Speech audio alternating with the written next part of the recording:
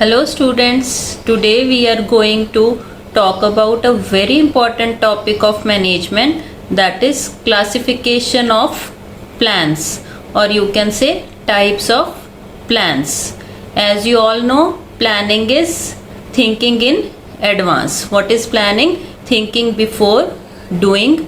It involves selecting of an best alternative out of the available alternatives. So types of plan we can broadly classify into standing plans and single use plans. Single use plans नाम से ही आपको पता लग रहा है कि जो plans formulate होते हैं for single use only, जिनको हम बार बार यूज नहीं कर सकते, they are made for achieving a single objective. एक सिंगल ऑब्जेक्टिव को अचीव करने के लिए वो प्लान्स बनाए जाते हैं और वो प्लान बनने के बाद ऑब्सोलीट हो जाता है.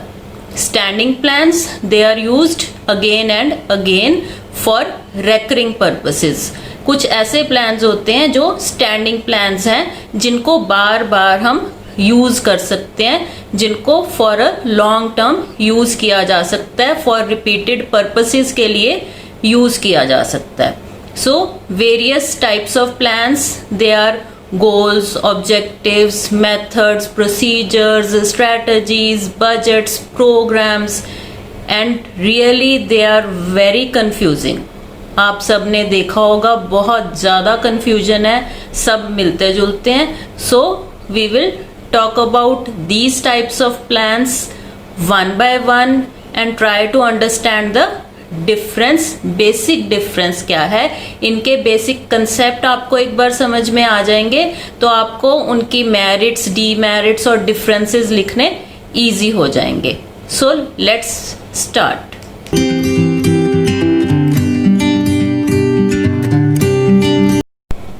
ऑब्जेक्टिव्स. ऑब्जेक्टिव्स क्या है? Single long term outcomes. Goals थे, लॉन्ग टर्म आउटकम्स. ये है single achievable long term outcome. It is also set bye top level management. It is first step of management and after setting of objectives planning begins. And point क्या है? Planning है. Start कहाँ से होता है? सबसे पहले मैनेजमेंट कहाँ से स्टार्ट होती है? Setting of objectives. और जब ऑब्जेक्टिव्स सेट हो गए तो वहां से क्या स्टार्ट हो जाएगी? प्लानिंग स्टार्ट हो जाएगी. So let's try to understand difference between goals and objectives. सबने हॉकी का मैच देखा है, फुटबॉल का मैच देखा है. वहां पे दोनों टीम्स के पास में दूसरी साइड में एक गोल पोस्ट होती है. वो क्या, जिसको हम कहते हैं कि वहां पे गोल किया जाएगा, वो क्या है? एक आउटकम सेट किया हुआ है. जैसे हमने एग्जांपल ली थी टू मैक्सिमाइज प्रॉफिट्स, वो गोल सेट किया हुआ है. ऑब्जेक्टिव क्या होता है टीम का? कि हमने कितने गोल करने हैं? 5 गोल्स करने हैं दूसरी टीम को हराने के लिए. अगर दूसरी टीम ने 4 गोल्स किए हैं तो हमने 5 गोल्स करने हैं. तो ये क्या है? ऑब्जेक्टिव है. मतलब कि सिंगल अचीवेबल आउटकम. वो क्या था? हमने आउटकम सेट किया हुआ है, ये है सिंगल अचीवेबल आउटकम. उसमें था टू मैक्सिमाइज प्रॉफिट्स. इसमें हम क्या कहेंगे? टू इंक्रीज प्रॉफिट्स बाय से 10%, कि 10% प्रॉफिट्स हमने इंक्रीज करने हैं. So this was the basic difference between goals and objectives.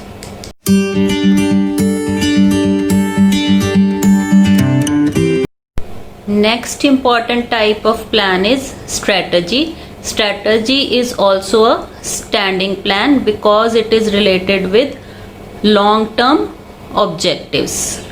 After setting up of objectives, all the plans, they will be pointed to the strategies. So strategies में हम क्या क्या involve करेंगे? First we will establish long term objectives, then we will allocate resources, set specific plans, then allocate resources. Strategy में क्या होता है? आमतौर पे आपने सुना होगा कि जब हम किसी भी लड़ाई की बात करते हैं या फिर कंपटीशन की बात करते हैं तो अगेंस्ट ओपोनेंट पार्टी, दूसरी जो हमारी ओपोनेंट पार्टी है उसके अगेंस्ट हमारी क्या स्ट्रेटजी है, क्या प्लान है, उसको कहा जाता है बेसिकली स्ट्रेटजी। ये भी कौन फाइनल करेगा? Top level management. Long term objectives हमारे सेट हो गए, उसके बाद हमने उसको अचीव करने के लिए प्लान बना लिया, फिर हमने रिसोर्सेज एलोकेट करने हैं। टेक फॉर एग्जाम्पल कि हमारा ऑब्जेक्टिव क्या था? टू इंक्रीज 10% प्रॉफिट्स को हमने 10% इंक्रीज करना है। और दूसरा जो हमारा ओपोनेंट है वो भी मार्केट में यही सोच रहा है कि मैंने अपने प्रॉफिट्स को इंक्रीज करना है। सपोज सेम प्रोडक्ट्स में दोनों डील कर रहे हैं तो क्या होगा? कंपनी ए और बी दोनों का कंपटीशन है। कंपनी बी ने उस प्रोडक्ट को 100 रुपीज वाले प्रोडक्ट को क्या करना शुरू कर दिया? 90 रुपीज में सेल करना शुरू कर दिया।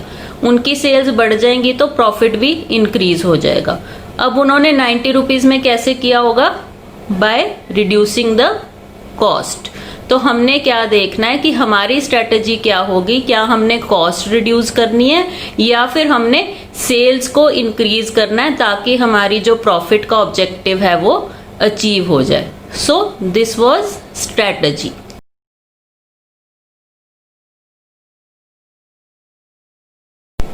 Next we take policies. Policies, they are journal statements, they are, you can say, goals or targets for strategies. Strategies को support करने के लिए policies बनाई जाती हैं। Policies क्या होंगी? journal statements होंगी and they will be used repeatedly, bar bar use की जाएंगी। And policies they are made at all levels of management. Top level पे भी पॉलिसी बनेगी, मिडिल लेवल पे भी पॉलिसी बनेगी, लोअर लेवल पे भी पॉलिसी बनेगी and they are used again and again. For example pricing policy is designed. Pricing policy design की गई कि हमने किस टाइप की प्राइसिंग पॉलिसी अपनानी है, हमने प्राइस स्कीमिंग पॉलिसी करनी है या फिर डिफरेंट टाइप्स की आप प्राइसिंग पॉलिसीज पढ़ोगे कि हमने कौन सी प्राइसिंग पॉलिसी को अपनाना है।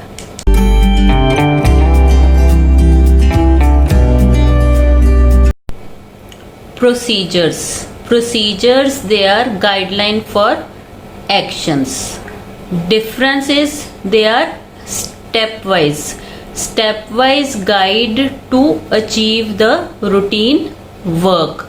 रूटीन वर्क के लिए एक हम स्टेप वाइज ऑर्डर बना देते हैं, एक प्रोसीजर बना देते हैं कि ये स्टेप्स फॉलो किए जाएंगे and these steps are in chronological order, मतलब एक के बाद एक उसके ऑर्डर में ही वो फॉलो किए जाएंगे। They must be followed. Procedures they are also made at all levels of management. Top level भी बनाती है प्रोसीजर, मिडिल लेवल भी और लोअर लेवल भी। For example procedure is set for purchasing of raw materials. Raw materials को purchase करने के लिए हमने एक प्रोसीजर्स बनाया है। स्टेप वाइज क्या प्रोसीजर बनेगा कि सबसे पहले एग्रीमेंट साइन होगा, उससे फिर प्राइस लिस्ट मंगवाई जाएगी परचेज करने के लिए, फिर उसका क्वालिटी चेक होगा, उसके बाद डिस्काउंट की बात की जाएगी, फिर ऑर्डर फाइनलाइज किया जाएगा, फिर ऑर्डर जो है फाइनल करके रिसीव किया जाएगा। तो ये क्या हो गए? स्टेप्स हो गए, गाइडलाइंस होगी for routine work. They are also standing plans, क्योंकि बार बार यही यूज होंगे। ये नहीं है कि आज हमने परचेजेस के लिए ये प्रोसीजर बनाया है तो नेक्स्ट डे या नेक्स्ट मंथ वो चेंज हो जाएगा।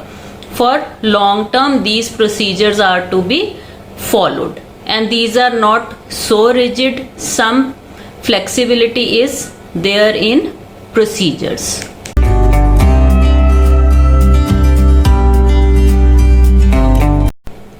Next important type of plan is method, which is always confused with the procedures.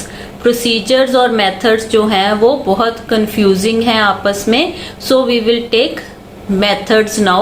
Procedures हमने डिस्कस कर लिए। मेथड्स क्या हैं? They are detail of procedures. Procedure में क्या था, एक गाइडलाइन थी, हमने स्टेप वाइज डिवाइज किए थे steps for a routine work. So methods, they are details of procedures, they describe ways in which specific task is to be done। कोई काम जो है वो कैसे किया जाना है वो बताया जाएगा मेथड में। It means it is clear instruction to the employees so as uniformity is there. Suppose कि परचेज की बात कर रहे हैं हम, एक प्रोसीजर हमने बताया था परचेजेस करने के लिए कि पहले एग्रीमेंट साइन होगा, फिर उनसे प्राइस लिस्ट मंगाई जाएगी। अब 3 या 4 डिपार्टमेंट है, चारों डिपार्टमेंट ने अपनी परचेजेस करनी है, तो उसके लिए मेथड बनाए जाएंगे कि जब प्राइस लिस्ट आएगी तो कोटेशंस वाला मेथड हमने फॉलो करना है। तो वो सारे डिपार्टमेंट्स कोटेशन मंगवा के ही फाइनल करेंगे अपनी परचेजेस। या अगर हमने एक प्रोसीजर सेट किया है फॉर सिलेक्शन ऑफ एम्प्लॉयज, उसमें हमने इंटरव्यू का मेथड अप्लाई करना है, रिटर्न इंटरव्यू लेनी है, तो सारे डिपार्टमेंट्स रिटर्न इंटरव्यू ही लेंगे। So procedures and methods they are interlinked।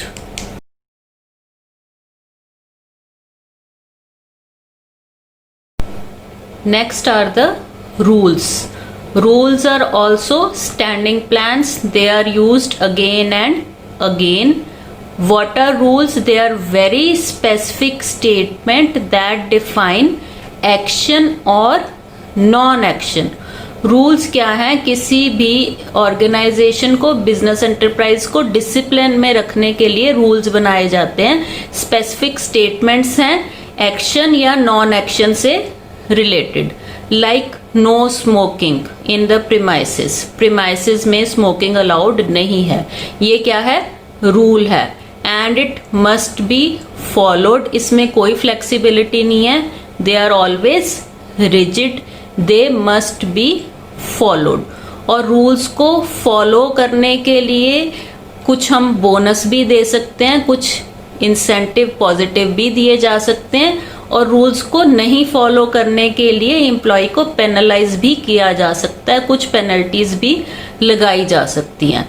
जैसे अगर परचेजेस की बात करें या सेल्स की बात करें तो क्या रूल होगा कि हमने कोई भी चीज लेस देन MRP पे नहीं सेल करनी, तो वो क्या हो गया, कंपनी का एक रूल हो गया which must be followed and it is a standing plan, it will not be changed again and again.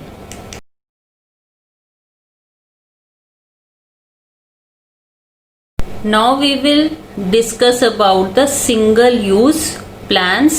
Those plans they are used and through। Use and throw policy सुनिए आपने कि एक बार use किया उसके बाद वो खत्म हो गया। सिंगल यूज प्लान्स नाम से ही पता लग रहा है कि जिसको हमने सिर्फ एक बार ही यूज करना है। So programs they are the statements outlining the policies, the rules, the objectives of a particular department। You can say programs they are combination of policies, objectives, procedures, methods, rules। उन सब का combination है programs। हर एक department अपना programme finalise करेगा based upon the objectives, जो long term objective setup किए हुए हैं, जो स्टैंडिंग प्लान सेटअप किए हुए हैं, उनके बेस पे हर एक डिपार्टमेंट ने अपना प्रोग्राम फाइनलाइज करना है। Programmes they may B primary, they may be secondary. Primary they are made by the top level management, they are important, and secondary they are made by the middle level management और lower level management.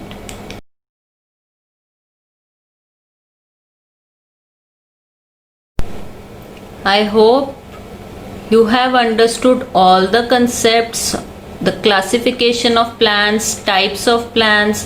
standing plans में हमने क्या क्या discuss किया, goals, objectives, procedures, methods, policies, rules।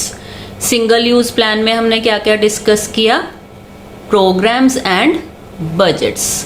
अगर इनका concept आपको clear हो गया, basic concept is clear in your mind, then you can write the differences, you can write the features, you can write the merits, you can write the demerits of these types of plans.